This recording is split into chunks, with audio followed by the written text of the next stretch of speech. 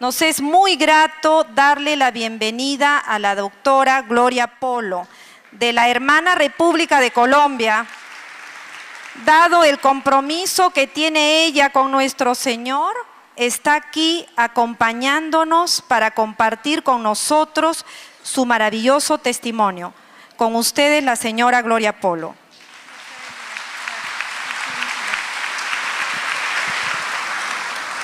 Buenas tardes, hermanos. De verdad, hermanos, le doy muchas gracias a Dios de tenerme aquí con ustedes compartiendo ese regalo tan lindo que recibí ya del Señor hace 11 años. Este regalo me lo dio Papá Dios. En ese instante estaba en la Universidad Nacional en Bogotá. Me estaba haciendo una especialización. Yo soy odontóloga.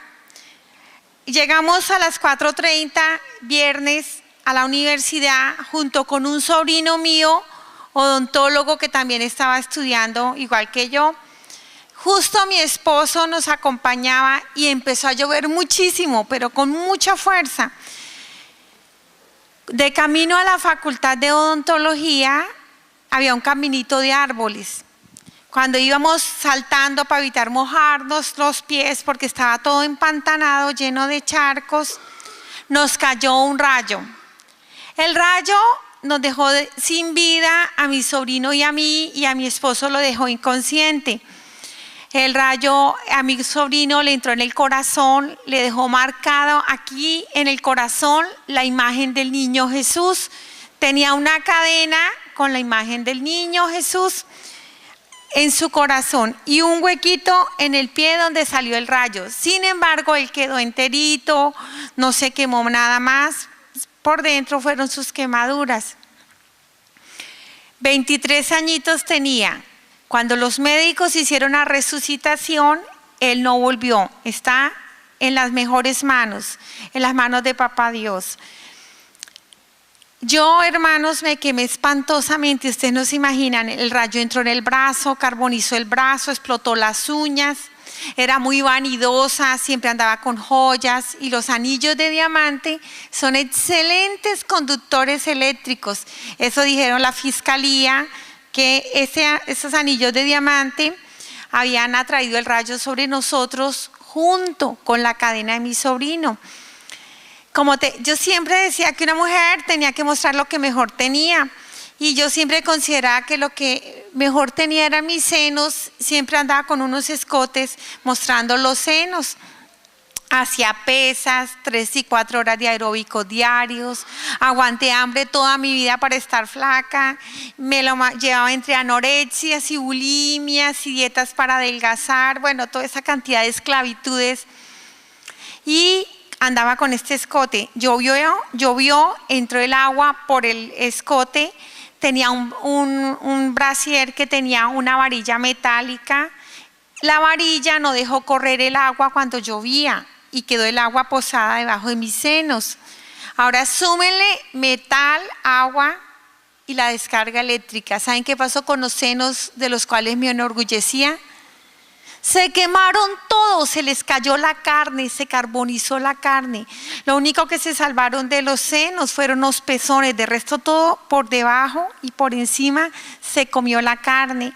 Se cayó toda mi carne, se quemó toda de mi estómago, de mi vientre, y el rayo entró en el brazo, salió en el pie. Lo que peor me quedó carbonizado, hermanos, fueron mis piernas. Como un carbón sin circulación, como un chicharrón me quedaron. Negras y con unos huecos donde se fue la carne. Se quedó sin carne en esta parte de afuera y en estas partes de adentro de mis piernas.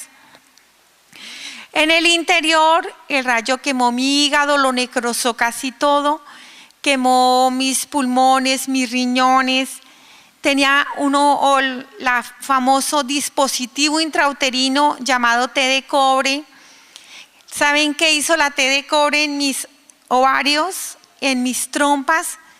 La palabra textual de los médicos fue: las dejó como uvas pasas. Me decían, le quedaron totalmente quemadas. Quedé en paro cardíaco. Lo lindo es que estando muchísimo más grave que mi sobrino, nuestro Señor me devolvió a mí. Fíjense en tan bello el Señor. Me devuelve. Mi esposo, él iba con nosotros y él quedó inconsciente y decía mi esposo que como estaba lloviendo, había mucha agua y el agua quedó llena de electricidad. Fuera de que estábamos quemados, saltábamos como cauchos. Mi esposo cuando se fue a levantar, él quedó inconsciente y cuando fue a levantar lo golpeaba la electricidad. Él trata de levantarse, no puede por la electricidad, entonces empieza a arrastrarse y cuando encuentra un árbol, allí ya no le pasaba corriente, se agarró del árbol, no entendía bien qué nos había pasado. Cuando nos ve, a nosotros saltamos. Estábamos relativamente cerca, pero con el rayo nosotros saltamos mucho más lejos, separados de él. Nos ve saltando como cauchos, botando un humo azul y totalmente oscuros, llenos de un humo azul. Ahí es cuando mi esposo entiende que nos ha caído un rayo. Él grita pidiendo auxilio. Cuando vienen a recogernos no nos podían levantar porque pasábamos corriente. Cuando nos llevan a la enfermería, los médicos hacen la reanimación y es cuando se dan cuenta que mi sobrino no vuelve, que él muere. Mi esposo le tocó quedarse en el levantamiento del cadáver. A mí me llevaron al hospital. En el hospital, el Seguro Social me anestesiaron para raspar todos los tejidos quemados. Cuando estaba en cirugía, como estaba tan grave, volví a tener un paro cardíaco por segunda vez.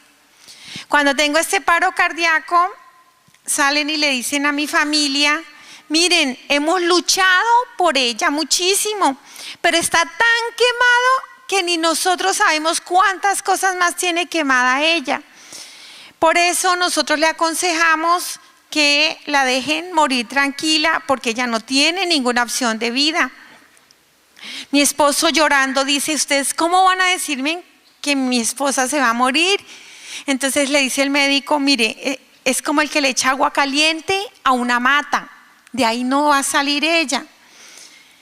Y ellos aconsejaban que no me conectaran a una unidad de cuidados intensivos. Pero ¿saben qué fue lo lindo? Mi familia, contra toda esperanza, mi hermana, la menor, es médico. Y entonces les dicen: mire, doctores, a mí me da muchísima pena, pero ustedes no son Dios. Yo voy a hacer que mi hermana la conecten a una unidad de cuidados intensivos. Duré 3 días en coma agonizando. Al tercer día, cuando ya estaba pero mucho más grave, totalmente dematizada, ustedes se imaginan unos riñones sin funcionar 3 días, mi sangre estaba prácticamente envenenada por mis propios desechos que no podían eliminar. No me hacían diálisis porque me iba a morir. Y el Señor hasta el último instante permitió y me devolvió. Cuando Él me devuelve de esa agonía, de esa coma de 3 días, de inmediato mis riñones funcionaron. Al siguiente día ya estaba respirando por mí misma. Pero ¿saben qué es lo lindo, hermanos? Les voy a decir quién era Gloria Polo. Mujer feminista, defensora y abanderada del aborto, defensora y abanderada del matrimonio entre homosexuales. Defendía todo lo que estaba por fuera de la ley de Dios, pero creía que estaba haciendo bien. Eso es lo más triste. Defendía el derecho a la muerte digna. Y en ese derecho a la eutanasia, ustedes se imaginan donde yo hubiera estado consciente y a mí me hubieran dicho: ¿la conectamos? ¿Qué hubiera sido mi respuesta? No, voy a morir dignamente. Si hubiera muerto dignamente, ¿sabe dónde estaba en este instante, hermanos? En el infierno, en el infierno. Después de esto a mí me devuelven al Seguro Social porque a mí me llevaron a otro hospital. En el Seguro Social, ¿por qué? Porque era donde había pabellón de quemados para mi caso, que era muy grave. Duré mes y medio en unos dolores impresionantes que solo nuestro Señor Jesucristo de su mano los puede llevar. Porque ustedes se imaginan, yo jamás le di gracias a Dios por poder respirar. Uno cree que eso es algo que se merece. Y saben que necesité estar quemada y que me doliera respirar para entender qué bueno es Dios. Me dejó respirar y nunca me dolió. Podía bajar la saliva, deglutir y no me dolía. Cuando estaba quemada y me dolía bajar saliva, entendí qué bueno era Dios, porque eso también es un regalo. Nosotros somos un milagro de tantas cosas y yo, en lugar de agradecerle a Dios todas esas bondades, renegaba porque no era más alta, porque no era mona, porque no era delgada. Y al mes y medio me dicen los médicos que van a amputar las 2 piernas porque estaban sin vida. Me dicen, mire, Gloria, hemos hecho de todo, no hay nada que hacer, Gloria. Las piernas no tienen vida, no tienen circulación, hay que amputar las 2 piernas. ¿Ustedes se imaginan? Para una mujer tan orgullosa, tan soberbia, que pensaba que la voluntad del hombre lo hacía todo, que el poder mental era capaz de todo. Y me dicen, le vamos a quitar las 2 piernas. Me subieron del 5º piso al 7º piso. Cuando yo veo a una señora que le han cortado una piernita, le van a quitar la pierna más arriba. ¿Saben qué? ¿Cuáles eran mis valores? Yo tenía 2 valores básicos.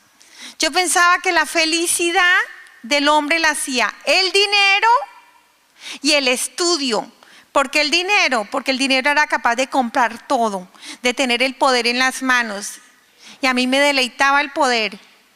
Y el estudio, porque yo decía que era la manera de aplastar a toda la gente bruta y sin estudio. Yo detestaba a los analfabetas. Cuando a mí me van a cortar las 2 piernas, ¿saben qué miré? Yo dije, Dios, mis piernas, Señor. ¿Cuánto valen un par de piernas? ¿Con cuánto dinero se compran 2 piernas? Ni todo el oro del mundo compra un par de piernas. Y si yo hubiera tenido el oro del mundo, hubiera dado por mis piernas si se pudieran comprar. Y en ese instante yo le dije, Señor, por favor, yo te pedí una segunda oportunidad y te doy gracias por ella. Yo te quiero pedir un favorcito, Señor.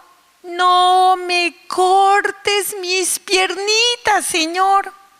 Así nunca vuelva a bailar, porque me bailaba, lo único que no me bailaba eran los entierros, cuando iban a enterrar a alguien. De resto yo me bailaba todo. Y me encantaba el baile, y me encantaban los aeróbicos y la rumba y todo esto. El Señor hace un milagro muy grande. Me devuelve la circulación de mis piernas. Por primera vez me empezaron a doler. Por primera vez sentí mis piernas. Y como pueden ver, hermanos, aquí las tengo para la gloria de Dios. Quedaron patulequitas. ¿Sí ven que ahora cojeo? Pero para la gloria de Dios camino. Ahora que doy cada pasito patuleco, en cada pasito le digo, gracias Dios. Gracias Dios.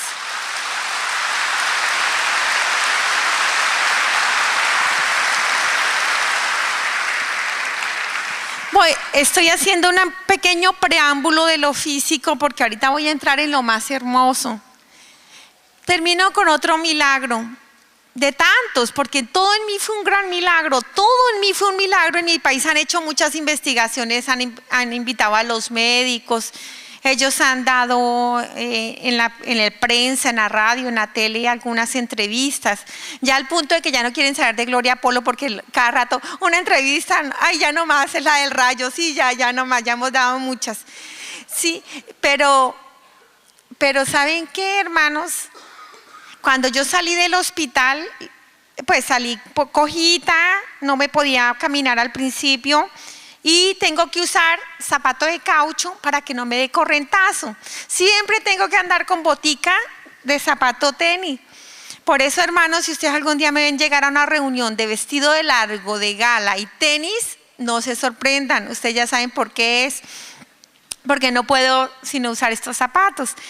Pero termino con los milagros, de tantos. ¿Se acuerdan que les dije que no tenía senos? Solo me quedaron los pezones.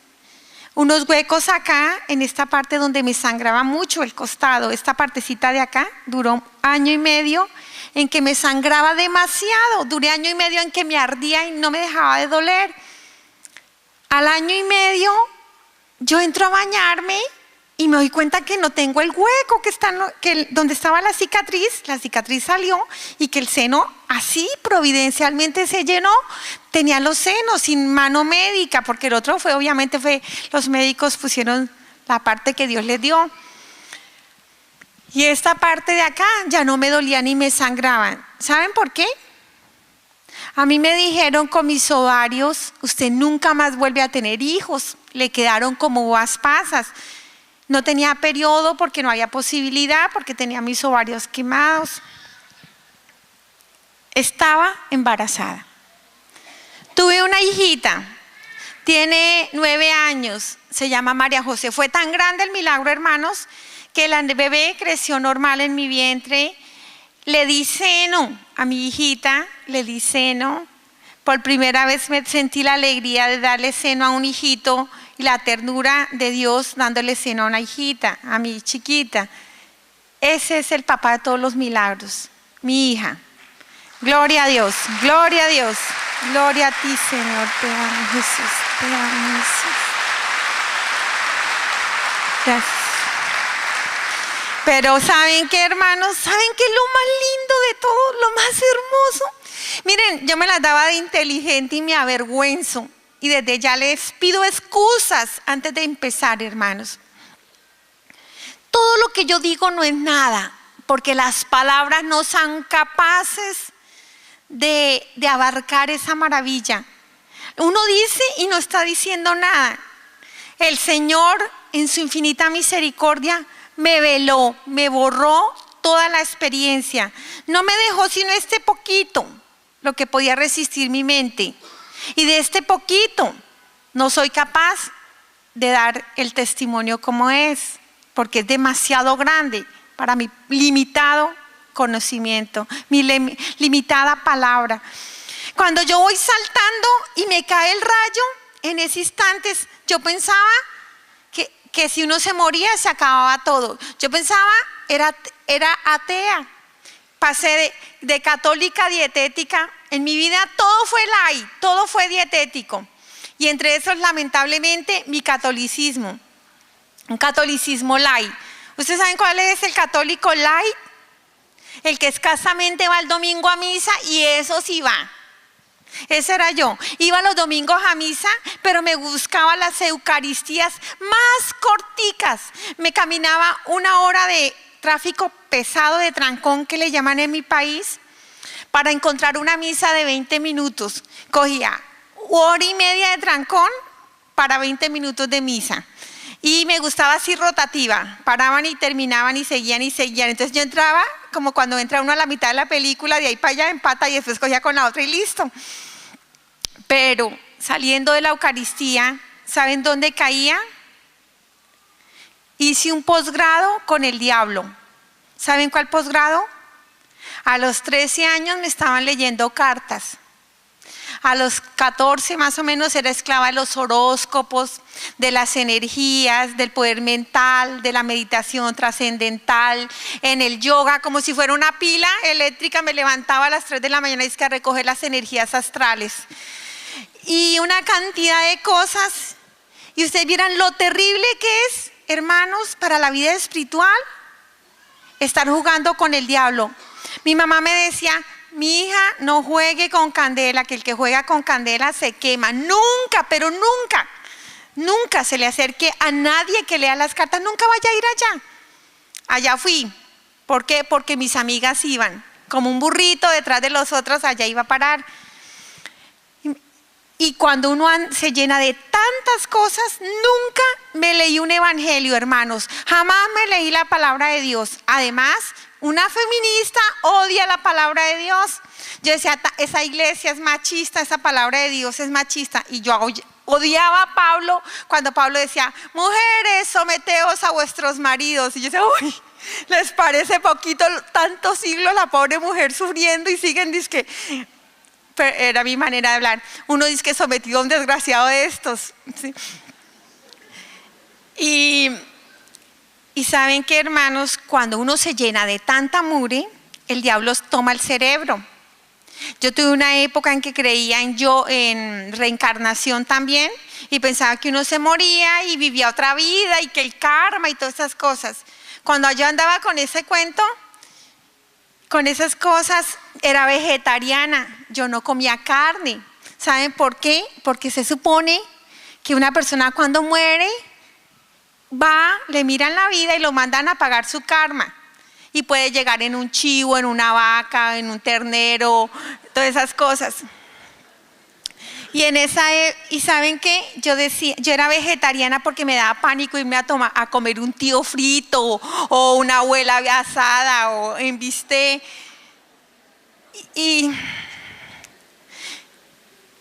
¿saben cómo terminó esta tristeza, hermanos? Me descristianizaron, me quitaron el tesoro de mi vida, mi amor a Cristo. Hasta los 13 años yo era amante de Jesús. Yo amaba a Jesús, amaba muchísimo a nuestro Señor y a la Virgen María, nuestra Madre. Después de los 13 años, lentamente como quien va exprimiendo una naranja sin darme cuenta, me exprimieron, me sacaron a Dios, me dejaron seca creyendo en basura. Cuando la basura ya no me llenó y empecé a andar en depresiones, angustias, porque eso sí, no es sino andar usted con agüeros. Imagínense en mi casa llena de agüeros, yo no sé cómo le llaman aquí agüeros, que son cosas para la buena suerte y no sé cuántas cosas, amuletos y cosas de esas, estaba llena de todas esas cosas. Terminando, una triste conclusión, cuando me exprimieron y yo andaba en depresiones, yo no entendía por qué deseaba tanto suicidarme. Yo decía, pero ¿por qué me quiero matar si tengo todo? Lo he podido, poco a poco lo he logrado todo. Y era un desespero y unas ganas de matarme.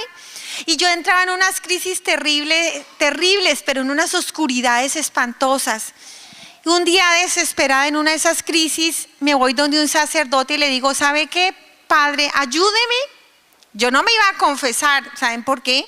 Porque no es que Gloria Polo era tan importante, era más importante que Dios y no iba a confesarse con un sacerdote, sino simplemente le iba a pasar una información para que me ayudara, como si fuera a darme una receta al sacerdote. Le digo, padre, estoy tan desesperada y es tanto a las ganas de suicidarme que me doblan.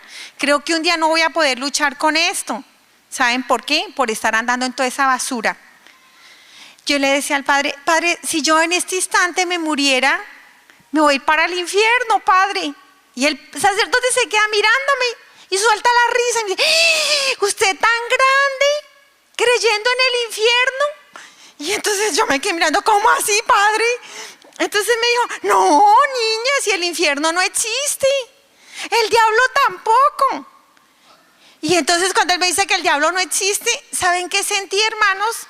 Como si en ese instante me hubieran amarrado y me hubieran botado a un abismo dentro de mí misma. Yo caí en un foso profundo de tinieblas dentro de mí misma y sentí como si me hubieran cerrado con pasador.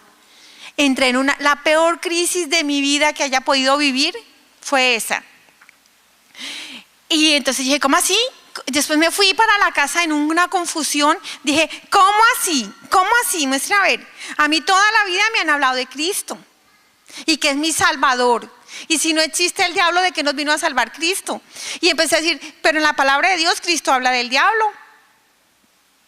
Entonces, si a mí me está diciendo que no, estos curas, perdónenme, era mi manera de hablar, son unos zampones y lo que han hecho es explotar al pueblo, porque si no existe el diablo, tampoco existe Cristo. Y ese fue el momento más triste de mi vida, porque fue como el final de la esperanza. Y en ese instante fue cuando me volví racionalista y en ese instante estaba especializándome con personas muy inteligentes, muy científicas, pero ateas. Y yo caí en una crisis de ateísmo gravísimo. Y por fuera, con la gente, con mi familia, seguía siendo católica. Con mi familia, seguía yendo a misa. Pero por dentro, cuando yo decía, ¿yo qué hago aquí tan ridícula ya aquí con esta farsa? Cuando a mí me cayó el rayo, hermanos, pensaba yo que éramos producto de una evolución y que cuando uno se moría se acababa todo. Ahora les cuento lo lindo. Voy saltando, me cae el rayo. ¿Y saben qué fue, hermanos? Fue tan hermoso porque en ningún momento paré. En ningún momento decir, duré 20 minutos, 10 minutos sin saber de mí. No, yo voy saltando, me cae el rayo y de pronto me viene una luz infinita, en un amor infinito, en un gozo infinito, una felicidad indescriptible, una paz, un gozo. No hay palabras que pueda yo usar para ese momento. Cuando yo voy allá arriba, subiendo, vi mi cuerpo destrozado y como si el Señor me hubiera prestado sus ojos, vi a toda la humanidad, toda la creación en un instante, porque estaba libre del tiempo, libre del espacio, de toda la física, y veía toda la humanidad en un instante, pero la veía no con mis ojos paganos. ¿Saben cómo miraba yo? Está gorda, está flaca, está mal vestida, así. Mire la cara inmensa y cosas así, era mi mirada. Ahí era una mirada de un amor y una ternura. Yo miraba a todas las personas y ¿saben qué?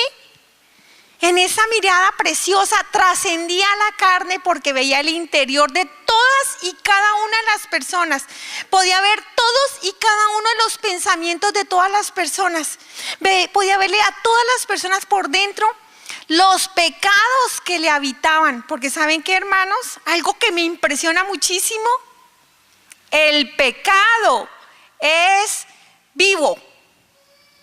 Uno cree que el pecado es algo que no existe y que está afuera, algo inerte. No, es impresionante, pero el pecado es vivo. Y a medida que uno peca, esas cosas pavorosas entran a habitar dentro de uno. Y entre más peca uno, más y más se va llenando de esas cosas. Ver la humanidad en ese instante totalmente revestida de tinieblas, una que otra lucecita por ahí, parecen las personas que están fieles al Señor, que le buscan y que le aman, son unas lamparitas encendidas en un mundo que se está quedando en tinieblas, mirándonos a todos al tiempo. ¿Saben cómo?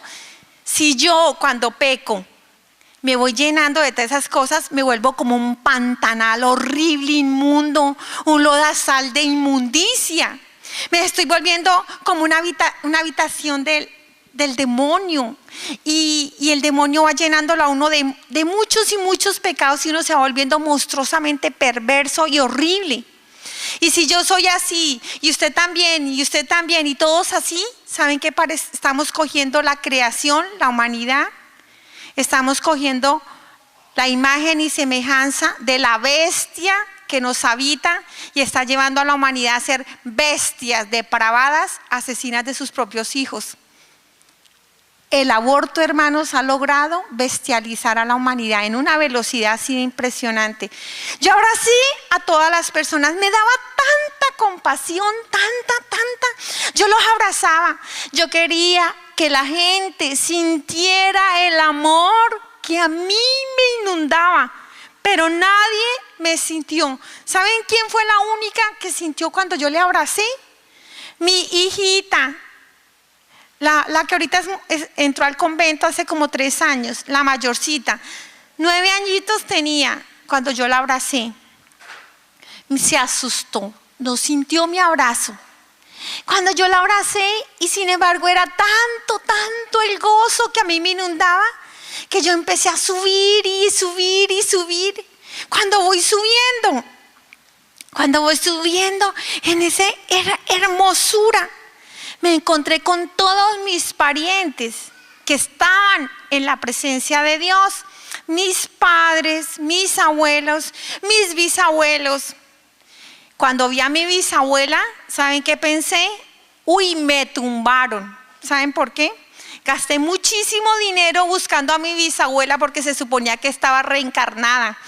Y me había hecho regresiones.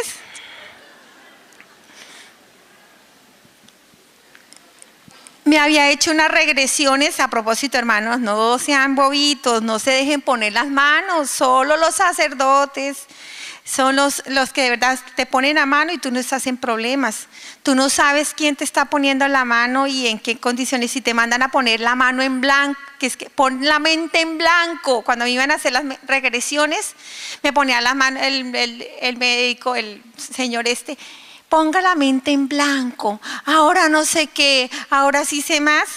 Pues por supuesto, entró el astuto en mi inconsciente y yo vi realmente proyectadas vidas anteriores. Falso, allá estaba mi abuela, por algo, mi bisabuela. No por nada, el Señor le dice el padre de la mentira al diablo.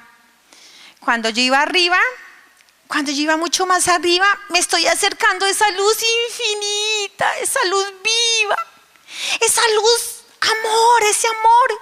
Cuando yo me estoy acercando allí, me doy cuenta que esa luz palpitaba, latía.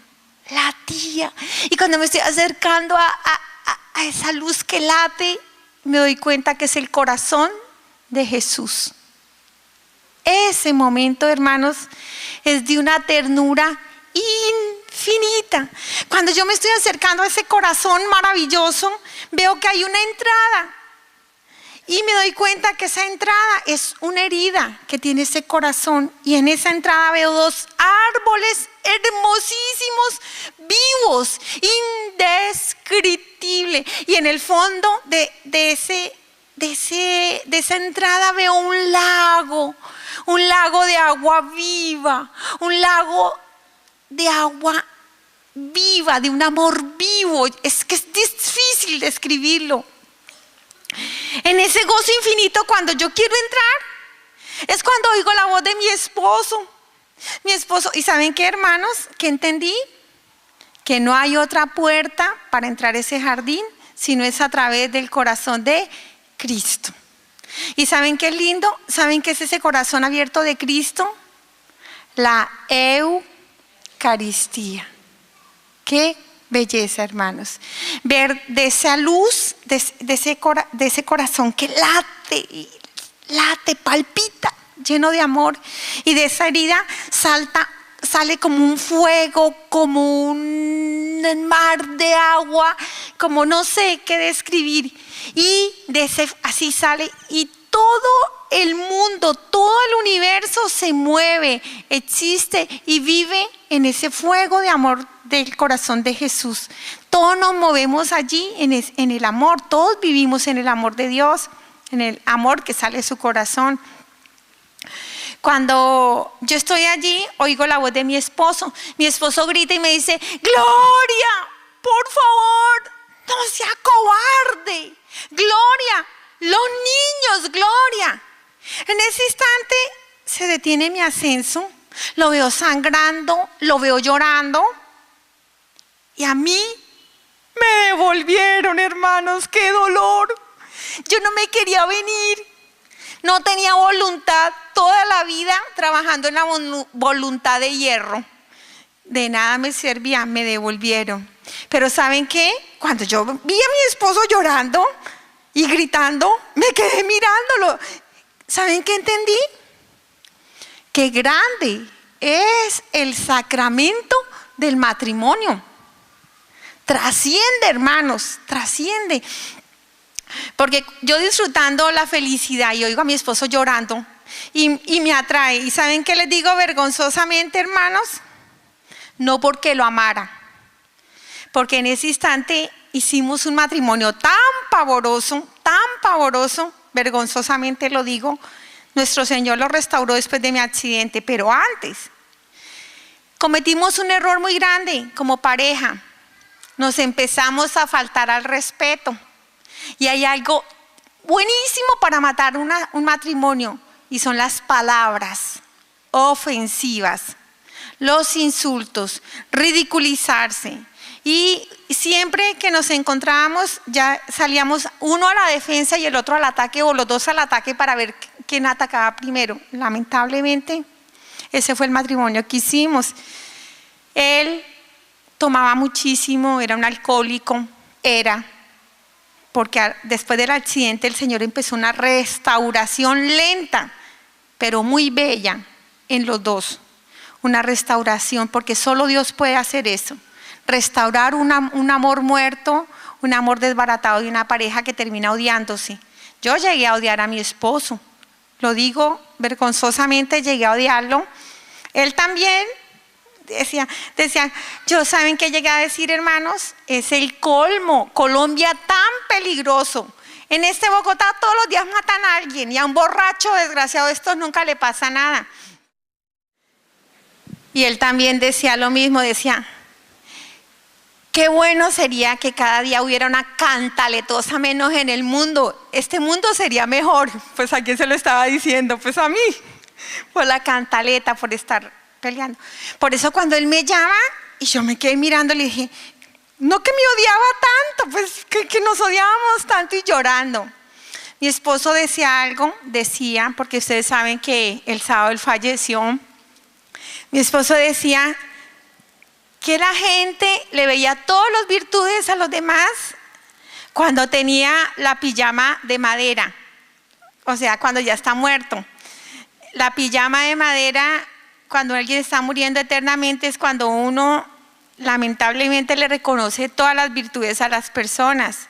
Por eso, hermanos, ustedes que tienen sus parejas vivas, miren lo lindo y las virtudes que tienen las parejas. Y no nos quedemos solo viéndole los defectos, porque eso es lo que se encarga el diablo. Pues a mí me devolvieron, encontré mi cuerpo sin vida, vi a los médicos luchando para sacarme del paro cardíaco.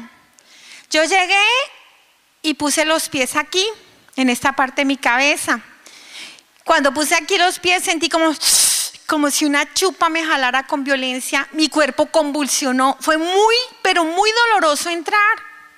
Cuando entro en este cuerpo, qué dolor a esas quemaduras, hermanos, qué dolor a mi vanidad, toda la vida aguantando hambre y cuidando el cuerpo para no tenerlo.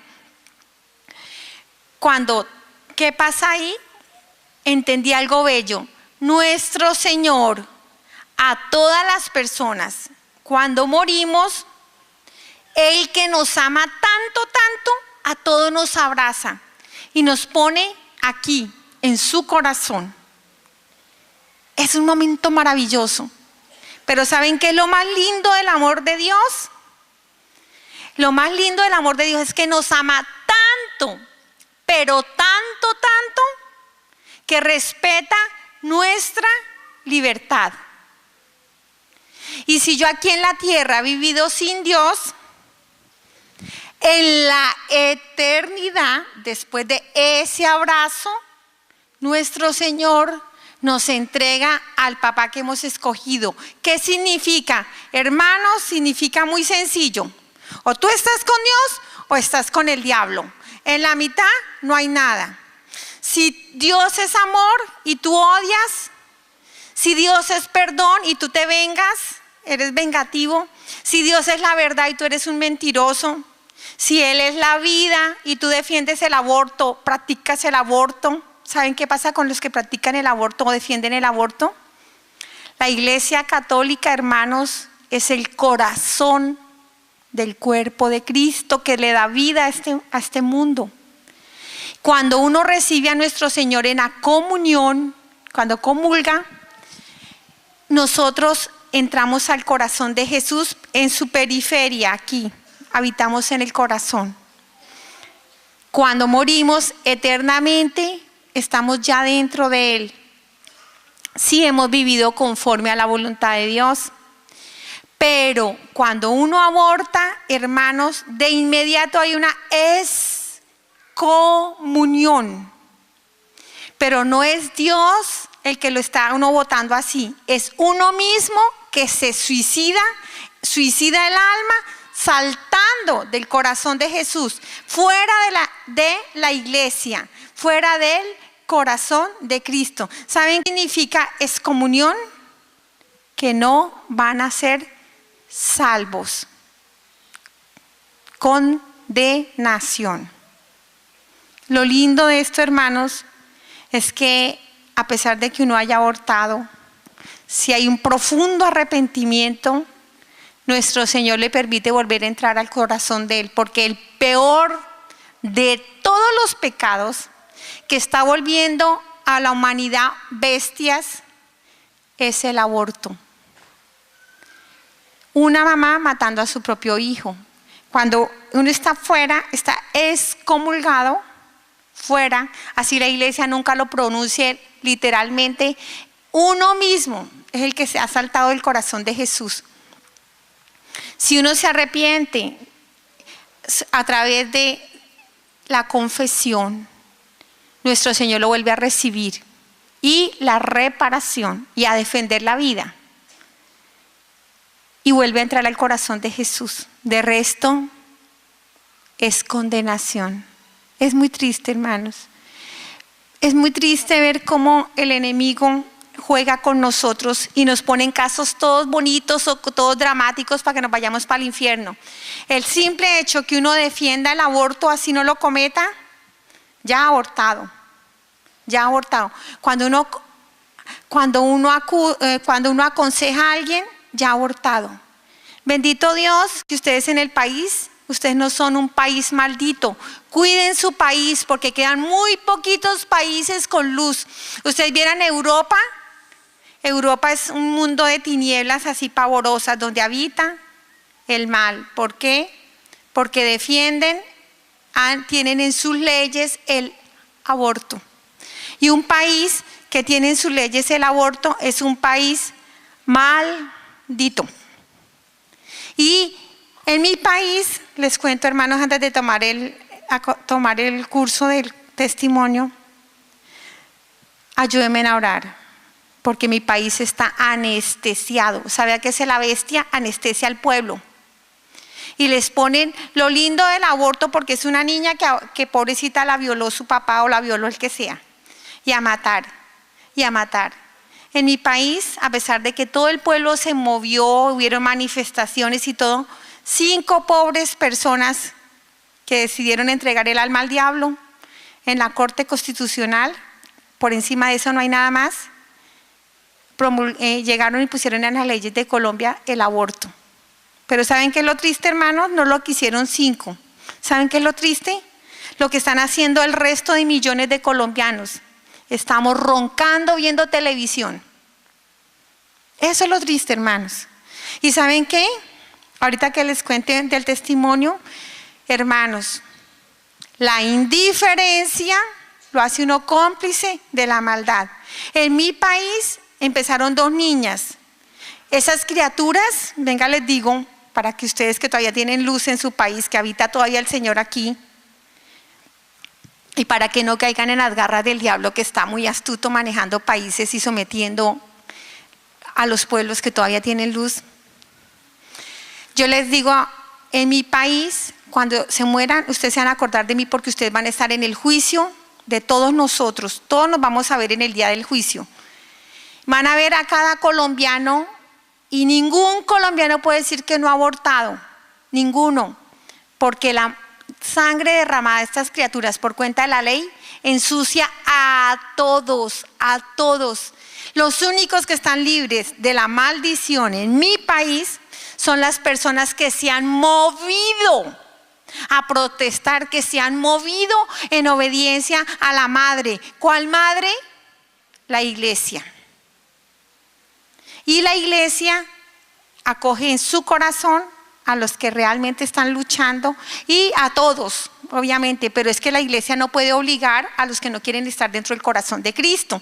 ¿Y quiénes son los que no quieren estar en el corazón de Cristo? Los defensores del aborto. Eso es lo triste de mi país, hermanos. Y volviendo otra vez al testimonio como tal, cuando tengo la entrega al diablo, ¿cuándo? En el segundo paro cardíaco. ¿Qué pasa en el segundo paro cardíaco? En el segundo paro cardíaco yo veo cómo los médicos están luchando para sacarme del paro cardíaco. Empecé a ver cómo de las paredes del quirófano empezaron a brotar un montón de personas, aparentemente común y corriente, pero con una mirada de odio indescriptible. Cuando yo me quedé mirándolo a ellos, al principio busqué una razón científica porque estaba viendo esto yo. Claro, estoy sin oxigenación, esta hipoxia cerebral me está ocasionando las alucinaciones, estas son las endorfinas.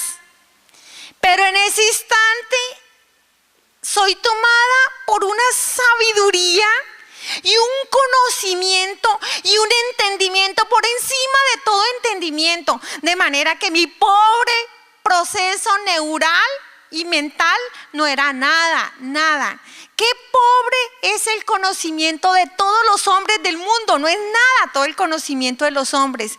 En ese instante, cuando estoy llena de ese conocimiento y de esa sabiduría, me doy cuenta con horror de algo, hermanos. El pecado no es gratis. El pecado tiene su paga. La paga del pecado era yo que lo firmé, lo acepté, lo defendí y destruí muchas personas. Porque ¿saben qué es lo triste? Hubiera dicho, me pequé y qué. Eso decía yo. Si eso es mi pecado, ¿a usted qué le importa? Es mi problema. Le decía yo, una señora me dijo, ¿a usted no le da miedo de condenarse defendiendo el aborto? Y yo le dije, ¿sabe qué? Ese es mi problema, no es el suyo. ¿A usted qué le importa? Esa es mi manera, perdóneme. ¿Saben que no? ¿No es pequé y qué? Cuando uno acepta ser soldado del diablo, arrastra a muchísima gente, porque el diablo no lo recibe a uno solito. Eso es lo triste. Miren un ejemplo que es ser un buen soldado del diablo. Cuando yo defendía el aborto, ¿cuántos abortos aconsejé? ¿Cuántos abortos pagué? ¿Cuántas personas confundí? ¿Y cómo les vendí la cara de por qué había que abortar? ¿A cuántos me llevé conmigo? Cuando estaba en la brujería, ¿a cuántos me llevé conmigo? A mis hermanas, a mis sobrinas, a mis primas, a mis amigas, a mis pacientes. ¿Sí ven cómo es deficiente uno para matar almas? En ese instante, cuando veo que los pecados vienen por mí, vi todos los pecados que cometí desde los 13 años hacia adelante. ¿Por qué los 13? ¿Saben qué? Porque yo morí a los 13 años. ¿Y saben qué es morir? Morir no es lo que le pasó a mi esposo. Sí, no lo tengo, me duele, tengo un vacío, pero estoy en el gozo de saber que mi esposo está en el cielo. Él vive, él no ha muerto, él vive.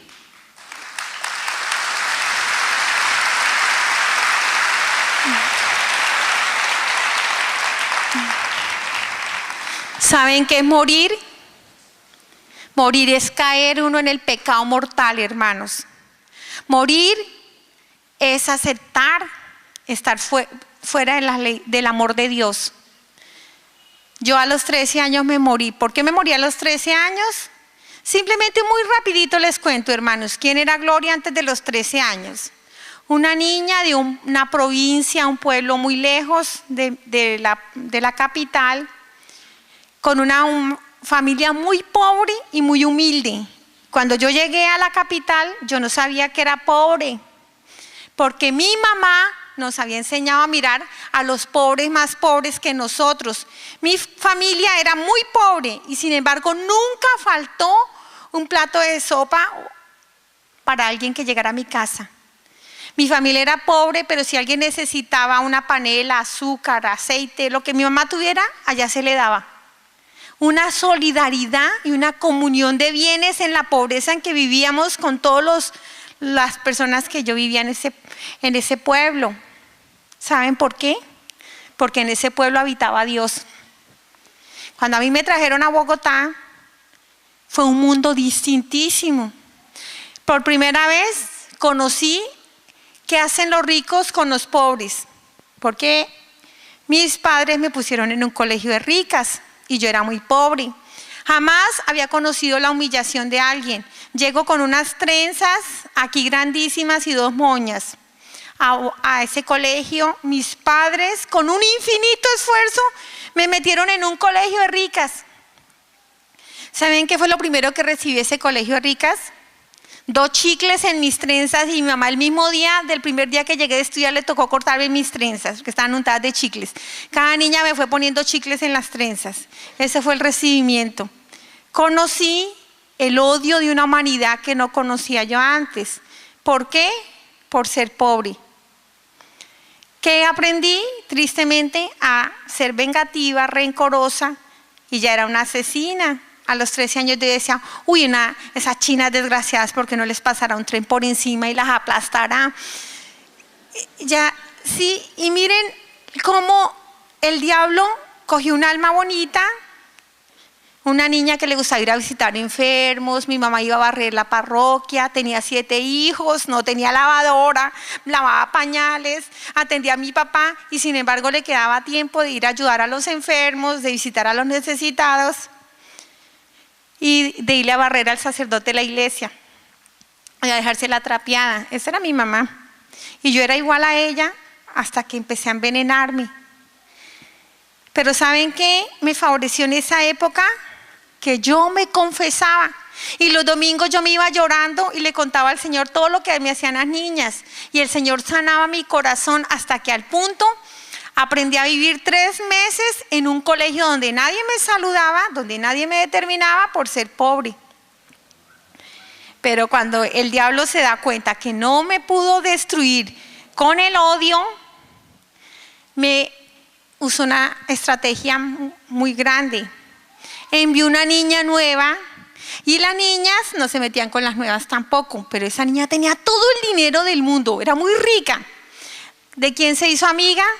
De la pobre, de mí, porque no tenía con quién más meterse ella, o conmigo. Pues,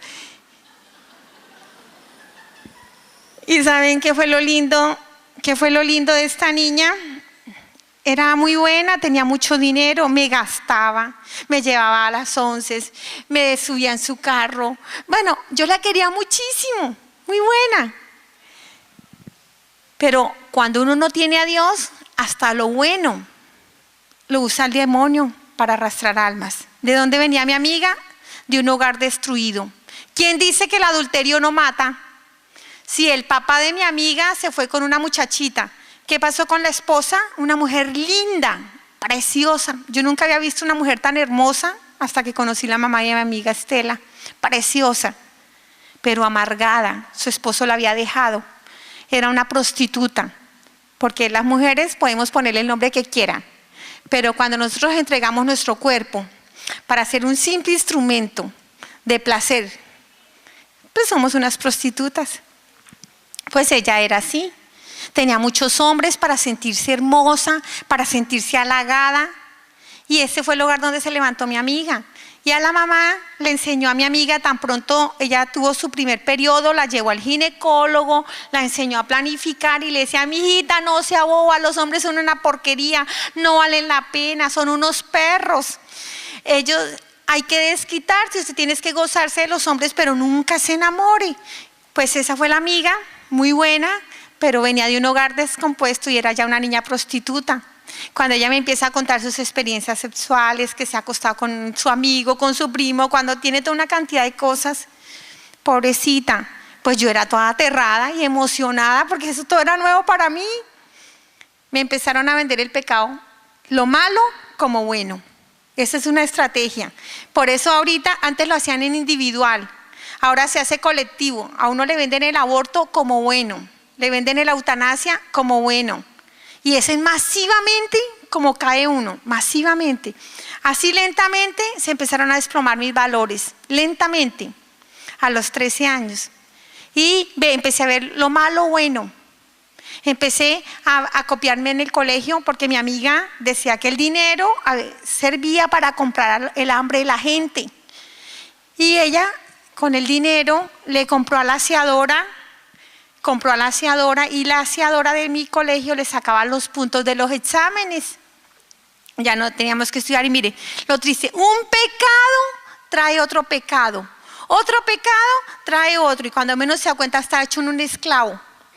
Ya resumiendo, a los 13 años soy mentirosa, no hago tareas, soy envidiosa, ya quiero tener ropa fina, pienso que valgo es por lo que me pongo y empiezo a sentirme amargada con mi mamá, me vuelvo rebelde porque mi mamá es muy pobre y no me puede dar la ropa fina que tienen mis amigas.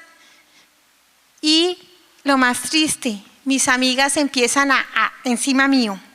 ¿Qué problema? Porque yo era virgen.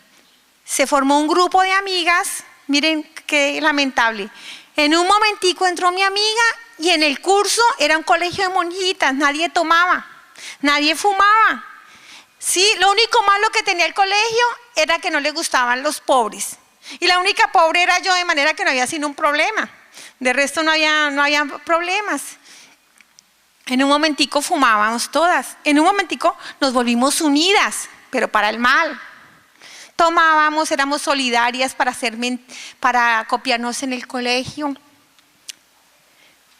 Volándome del colegio, capando clase. ¿Y saben por qué capaba clase? A mí me daba miedo.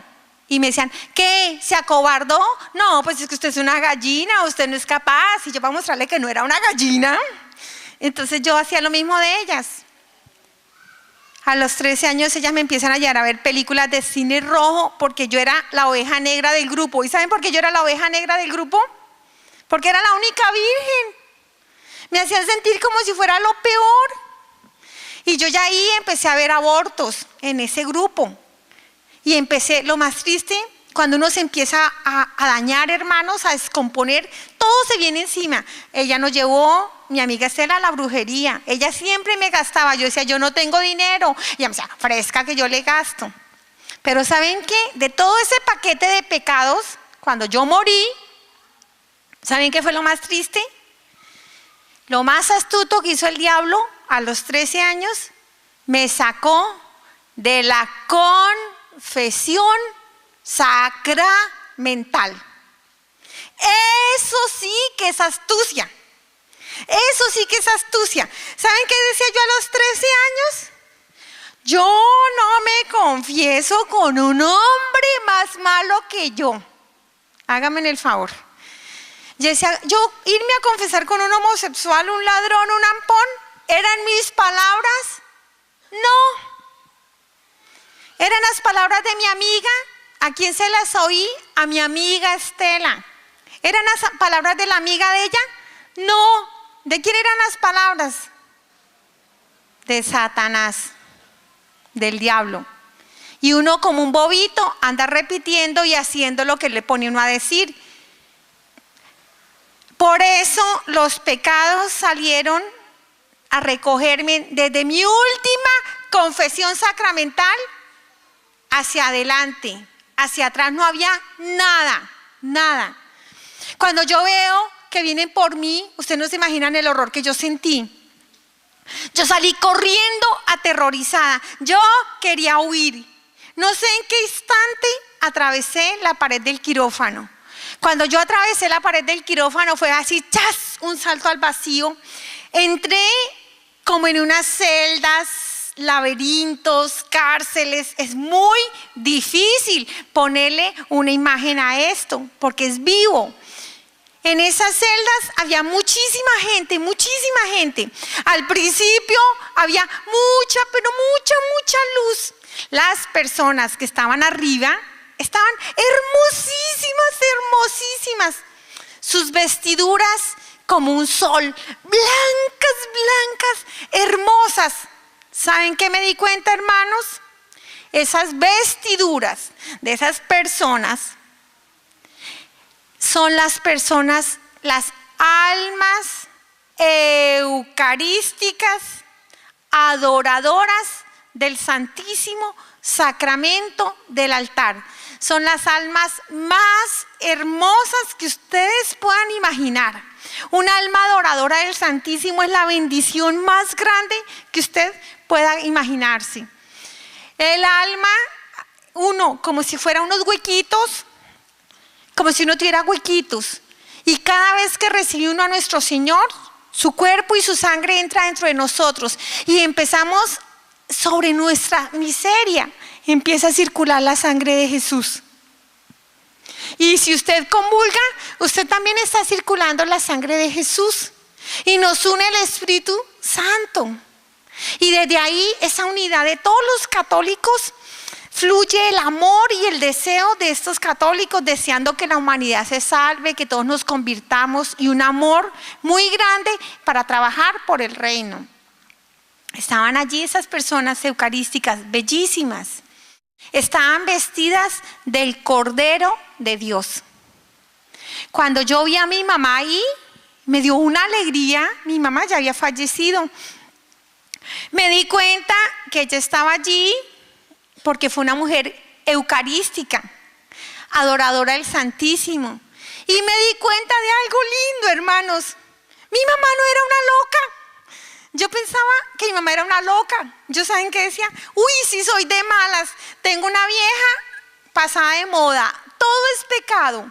Es la mamá de Pedro Picapiedra. Yo decía a mi mamá, me va a dejar morir solterona. A los 13 años creía que me iba a morir solterona. Dije, no me deja ir a bailar, no me deja ir con mis amigas, no me deja ir ni siquiera a los paseos.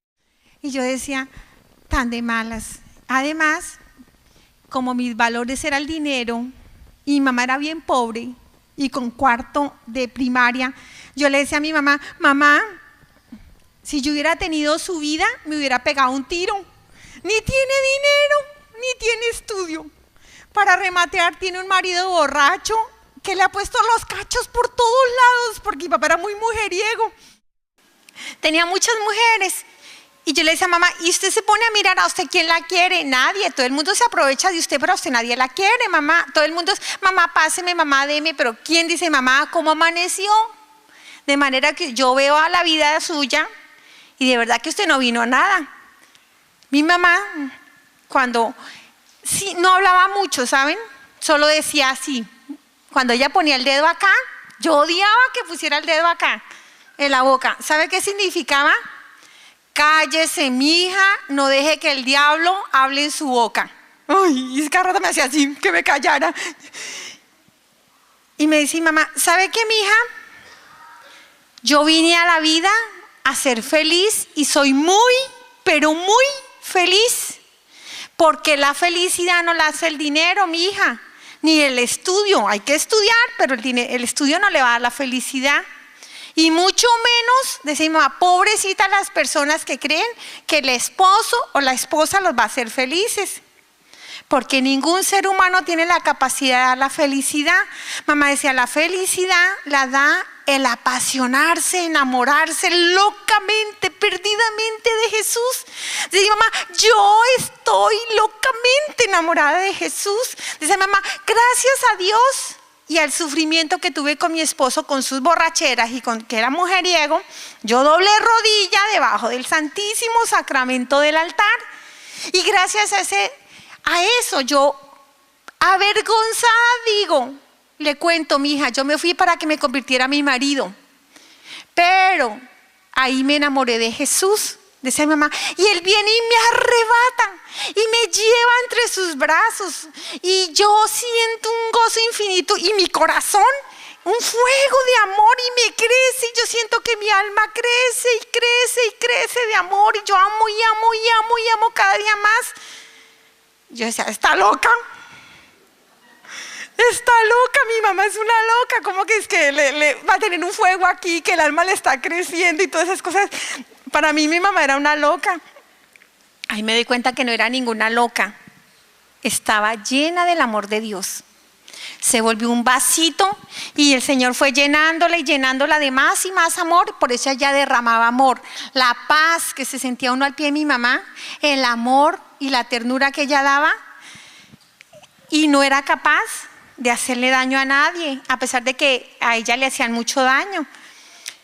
Yo no me pude quedar con mi mamá porque yo seguí bajando. Cuando yo voy bajando, A medida que iba bajando, las personas se iban poniendo más oscuras, se iban deformando, se iban desfigurando.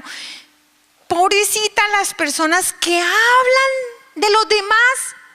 Además, dígame si no es una delicia comer prójimo. Eso es delicioso, el prójimo frito, asado, como sea. Es una delicia hablar de los demás. Eso en un minutico se le va a uno el tiempo. Pero allá ellas sufrían muchísimo porque cada palabra es viva y les cuelga de la lengua la persona que le hicieron daño. Es triste cómo gritan y sienten vergüenza. Pero cuando yo iba más abajo, ese olor horrible, ese olor espantoso, las personas estaban desfiguradas. Por primera vez me vi en mi interior. ¿Y saben qué? Grité horrorizada. El olor tan espantoso que salía de mi interior, tanto dinero que yo gasté con perfumes costosos. Cuando me miro adentro, hermanos, por primera vez vi a mi interior. Y qué grito tan espantoso. ¿Ustedes se imaginan una mujer toda la vida sin confesión? Un hotel de 5 estrellas para toda esa mano de diablos que estaban dentro de mí. Terrible, terrible, deformada, desfigurada, bestializada completamente. Tantos pecados cometí que era una esclava perfecta del demonio, era un excelente abogado del diablo. Yo no defendía el aborto porque yo estaba encadenada y encarcelada dentro de mí mismo. El demonio tomó las potencias de mi entendimiento, de mi voluntad, las sometió y usó mi inteligencia y los talentos que Dios me había dado para trabajarle a él. Cuando yo vi mi alma maloliente, putrefacta, gritaba enloquecida. Por la infinita misericordia de nuestro Señor, Él me borró la imagen de mi alma tal cual era en pecado. O si no, yo estaría loca, espantada. Un alma en pecado mortal es espantosa, hermano, ustedes no se imaginan. Cuando contra mi voluntad yo seguí bajando, cuando yo iba más abajo, estaba en unos pantanos y en esos pantanos la gente gritaba, ya no se veían sino sus cabezas por fuera y gritaban avergonzados. En esos pantanos me doy cuenta que ahí están todas las personas que han entregado el templo del Espíritu Santo a la prostitución. Todos los adúlteros, los que andan en aberraciones, todos esos gritan avergonzados. Y les digo, aprovechando que no hay casi niños, no hay niños, ¿no? Cada espermatozoide eyaculado por fuera de la voluntad de Dios, o sea, por fuera del sacramento del matrimonio, cada espermatozoide se vuelve un demonio baboso, pegajoso. Yo no sé cómo se llaman, yo le llamo larvas, que tienen la misión de ese espermatozoide que salió de ahí en pecado, tiene la misión de destruir al que está al lado y al que está al lado y al que está al lado. Ustedes no se imaginan la potencia del demonio, cómo toma de poder para hacer esclava a la humanidad de sus instintos y volver a las personas netamente genitales que creen que vienen al mundo simplemente a ser esclavos de sus genitales. Cuando yo los veo a ellos gritando avergonzados, cada persona con la cual habían tenido relaciones por fuera del matrimonio, del sacramento, estaban pegadas a ellos y ellos gritaban avergonzados. Ese era el lodazal, ese era el lodazal. Cuando oí gritar a mi papá, hermanos, qué dolor oír gritar a mi papá. Cuando yo oigo gritar a mi papá y le digo a mi papi, papi, ¿usted qué hace aquí? Mi papá lloraba y decía, mi hija, el adulterio, mi hija, el adulterio. Mi papá acá decía que ser adúltero no era pecado, que pecado, decía mi papá, si fuera pecado, Dios no me manda con tantas hormonas y con tantas ganas, pero Dios me hizo así. Entonces, ¿qué va a ser pecado si todo lo que hace Dios es perfecto? Decía mi papá era un hombre muy machista y él tenía muchísimas mujeres. Decía mi papá, pecado es desaprovechar a las mujeres. Porque, decía mi papá, porque las mujeres ya no se llaman mujeres. Las mujeres se volvieron unas cualquieras. Ellas nada más con una chocolatinita o una florecita y ya están en la cama. Decía mi papá, las mujeres no valen nada, son unas sinvergüenzas. Decía mi papá, lástima, porque en mi época sí habían mujeres. Y decía a mis hermanos, mi papá decía a mis hermanos, decía, mijos, ustedes tienen que ser igual a su papá, bien macho, y conseguir muchas viejas. Pero pídanle a Dios una mujer para casarse, una mujer, que ustedes saben que esos hijos son sus hijos. Una mujer que ustedes no dicen que ha andado con 3, que ha sido revolcado, ha andado en 4 o 5 corridas, no. Una mujer, la de ustedes. Y saben que nos decían nosotras las mujeres, éramos 3 mujeres y 4 hombres. A nosotras les decía, ustedes cuidadito con ser unas cualquieras. Ustedes tienen que ser unas damas, unas mujeres que valgan la pena, que su marido diga, esta es mi mujer. Y cuidadito con ustedes ser unas cualquieras. Ese era. Mi papá allá gritaba. ¿Saben por qué? Porque allá no hay máscaras para el pecado. Allá el pecado se ve en su magnitud tal cual es. Y allá no hay tiempo, ni hay espacio. Y en ese eterno presente, ¿saben cuál era el tormento más grande para mi papá? El tormento más grande para mi papá era ver cada vez que mis hermanos llegaban borrachos, cada vez que mis hermanos golpeaban a sus hijos porque llegaban enlagunados, cada vez que mis hermanos se gastaban el dinero de la manutención de su hogar, de la bendición de su hogar, en licor. Mi papá gritaba, porque fue el mismo hogar que tuvimos nosotros, era mi papá borracho, enlagunado y golpeándonos a nosotros, y al otro día ni se acordaba que nos había pegado y todos nos teníamos que esconder. Y ese susto de uno, a qué hora llega el papá que llegó borracho, que ay, mi papá está tomando hoy, que qué va a pasar, esa incertidumbre de uno. Pues cuando mis hermanos hacían lo mismo, mi papá gritaba de dolor. Pero ¿saben cuál era el dolor más grande de mi padre? Cuando mis hermanos se acostaban con otra mujer fuera de su esposa. Eso sí que gritaba mi papá de dolor, porque es cuando un papá entiende que ha matado a sus hijos en vida, que tanto esfuerzo por sacarnos adelante a pesar de su pobreza, y les ha matado porque les ha vendido pecado, les ha entregado al pecado. Y cuando un mismo papá entrega a sus hijos al pecado, qué dolor tan infinito, qué dolor tan grande. Yo no me pude quedar con mi papá porque yo seguí bajando. ¿Saben qué, hermanos? En mi país le llaman al adulterio una canita al aire. Ay, una canita al aire, ¿cómo no? El adulterio es un pecado terrible que va contra la Santísima Trinidad. Es un pecado pavorosísimo. Y de 10 mandamientos, 10. Eso no es, padre, acúseme una canita al aire. ¿Cómo no? Tiene una magnitud impresionante y un daño a la creación, el adulterio.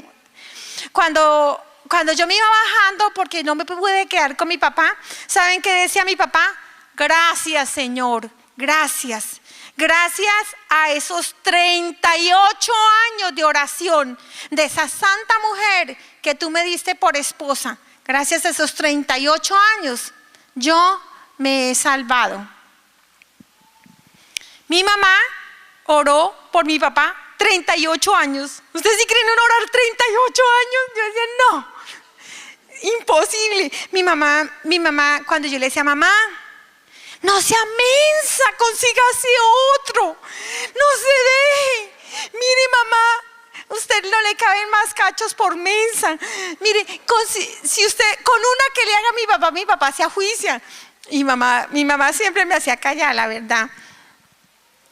Y mi mamá me decía, mija, ¿usted cree que yo ensuciaría este templo? ¿Usted cree que yo pondría en peligro un minutito el amor que yo siento aquí por Dios?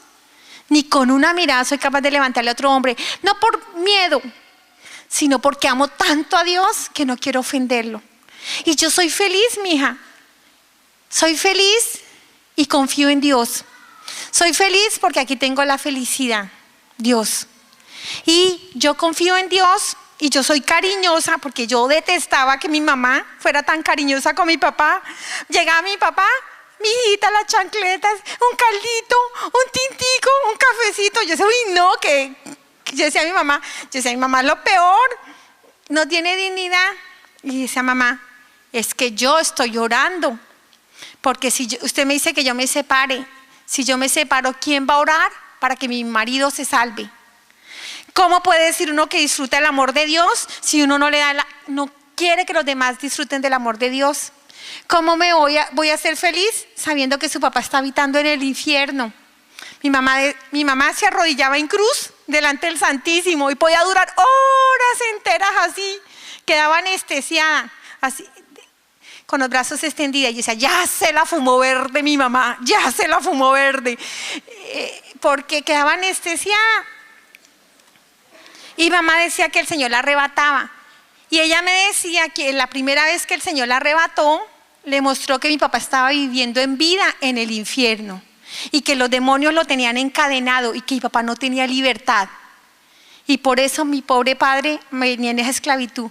Y dice mamá que cuando el Señor la llevó al infierno y le mostró a mi papá eso, ella en ese instante, ella era de Rosario, y ella se dio cuenta que el rosario de ella salía mucho a luz y fuego de su rosario, como un fuego hermoso, como un fuego azul. Y ella dice que ella cogió el rosario y él mismo agarró a mi papá. Y dice mi mamá que cuando vio unos hombres, agarró a esos hombres que ¿cómo habían de adúlteros? Y dice, yo metí unos. Cuando dice mi mamá, pero ¿saben qué vi mi hija? Vi a la Virgen María corriendo y me metía más hombres entre ese rosario. Y decía mamá, y dice, y entre la Virgen y yo tenemos todos esos hombres aquí, mija, y aquí está su papá escoltado en este rosario. Todos los días el diablo viene a pelearme para que yo lo suelte de este rosario. Y yo se lo llevo al Señor, al Santísimo, y digo, Señor, yo confío en ti. No sé cuándo, porque es tu asunto. Yo, ¿quién soy para decirte cuándo? Yo solo te quiero pedir un favor, Señor. No me dejes morir sin ver la conversión de mi esposo. 8 años antes de morir mi papá se arrepintió, dejó de ser mujeriego y tromatrago y todas esas cosas, hizo un cambio de vida. Mi mamá lloraba de la alegría y yo decía, qué chiste, ya cuchito, ya pa' qué, ya. Saben que si ni siquiera con mi papá me pude quedar porque no tenía voluntad, y yo seguí bajando, y cuando fui bajando llegué a una parte plana pero muy oscura, terriblemente oscura. Y en ese instante se abrió una boca viva se abre y yo me voy de cabeza en ese hueco. Cuando yo me estoy yendo de cabeza en ese hueco, gritaba enloquecida. Gritaba porque yo sabía que ni siquiera me iba a quedar en esa boca, sino que más abajo había otra boca, y que esa boca se iba a abrir, y si se abría esa boca, ya era el final, no de la muerte de mi carne, sino el final de la esperanza, la condenación. Y cuando yo estoy entrando cuando yo estoy yendo ahí, en esa boca, me chupó así, y yo me fui de cabeza en ese hueco, yo gritaba enloquecida. Gracias a Dios me cogieron de los pies, mi cuerpo quedó adentro y me tenían aquí arriba.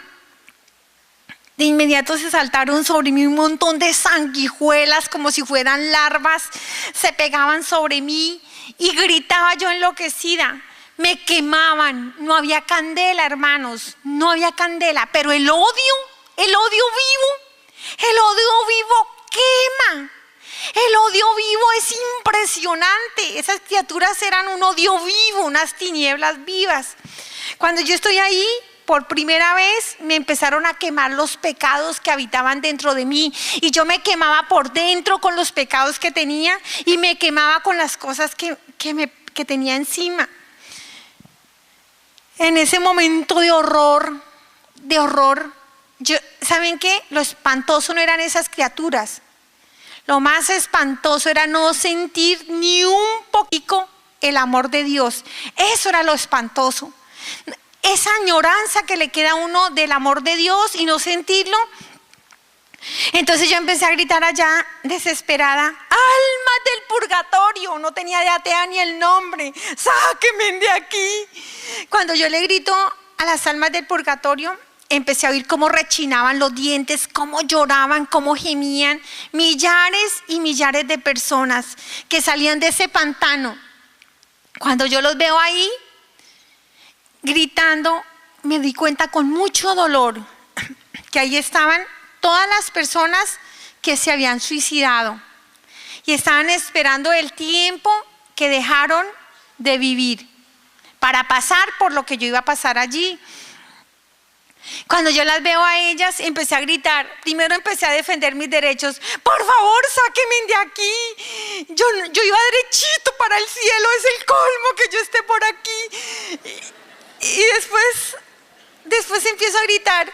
Yo nunca he robado. Yo nunca he matado. Yo a nadie le hacía daño. Yo le daba mercado a los pobres y sacaba muelas gratis a los necesitados.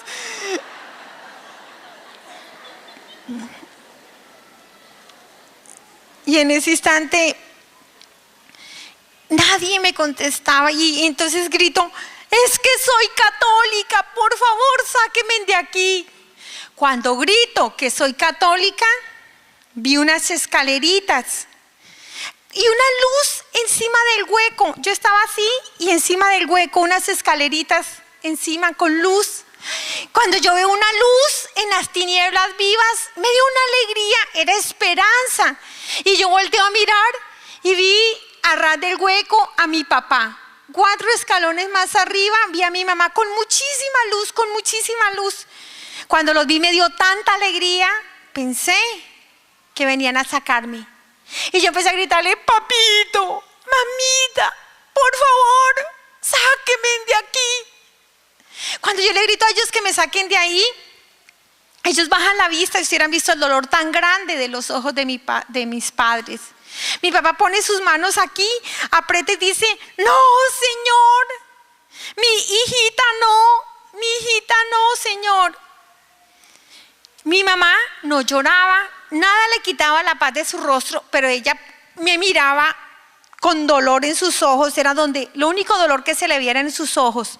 Levantaba los ojos, oraba y volvía y me miraba. Yo me di cuenta que ellos no me podían sacar, pero me di cuenta de algo, hermanos, y acuérdense de mí cuando ustedes estén allá. Acuérdense, todos los papás, todos los papás le vamos a responder a nuestro Señor qué hogar le hemos dado a nuestros hijos, todos los papás. Yo tan feminista, por primera vez me alegré de no ser hombre. ¿Cómo les toca de tremendo a los hombres darle cuentas al Señor como padres? Porque un papá, al menos en mi país, el papá cree que ser papá es el que trabaja muchísimo, muchísimo y el que lleva la comida a la casa y el que le paga el estudio a los hijos y que se lo pasa viendo televisión, viendo partidos y haciéndole al muchachito así un momentico y ya, pare de contar. Pues ¿saben qué? A un papá le preguntan tantísimo. A mi padre le preguntaron,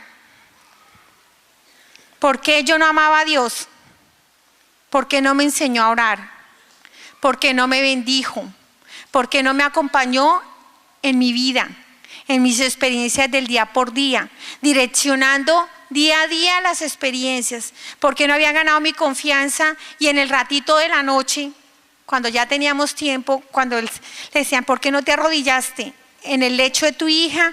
Y mientras le sobabas la cabeza y le bendecías, le preguntaba las experiencias del día para haberle ido direccionando su vida. ¿Por qué ella no conoce de Dios? ¿Por qué tú nunca le enseñaste a orar?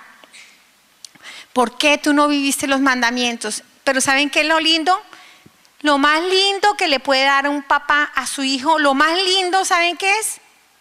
El sacramento del matrimonio. Y eso sí nos lo dieron nuestros padres. Mis padres nos dieron el santo sacramento del matrimonio. Uno cree que es lo mismo un hijo sacramental a un hijo no sacramental. No, no es lo mismo, hermanos, no es lo mismo. Es un don muy maravilloso tener a Dios en la casa. Cuando yo veo a mis padres que lo primero que le muestran es que yo nací en un lecho y en un lecho lleno del fuego del Espíritu Santo, y ese lecho del fuego del Espíritu Santo se lo dieron a ellos por el matrimonio. Y vi cómo mis padres se casaron, y cuando ellos vinieron buscaron a Dios. Cuando dijeron que iban a ser fieles en la salud y en la enfermedad, no se lo dijeron al sacerdote. En mi país le dicen al cura, no se lo dijeron al cura, se lo dijeron a Dios. ¿Saben quién fueron los testigos? Papá Dios, el Espíritu Santo y Jesús, nada más. Ellos son los testigos, casi nada. Cuando uno dice que va a ser fiel en la salud y en la enfermedad hasta que la muerte lo separe y todas esas cosas, cuando usted está faltando contra una de esas promesas que puso por testigo a la Santísima Trinidad, primero está pecando contra la Santísima Trinidad y luego contra su cónyuge, y es un pecado gravísimo, terrible. Es tan difícil hablarles de la dimensión del pecado. Cuando mis padres comulgaron y recibieron a nuestro Señor, cuando uno recibe a Jesús en la Eucaristía, lo recibe de inmediato.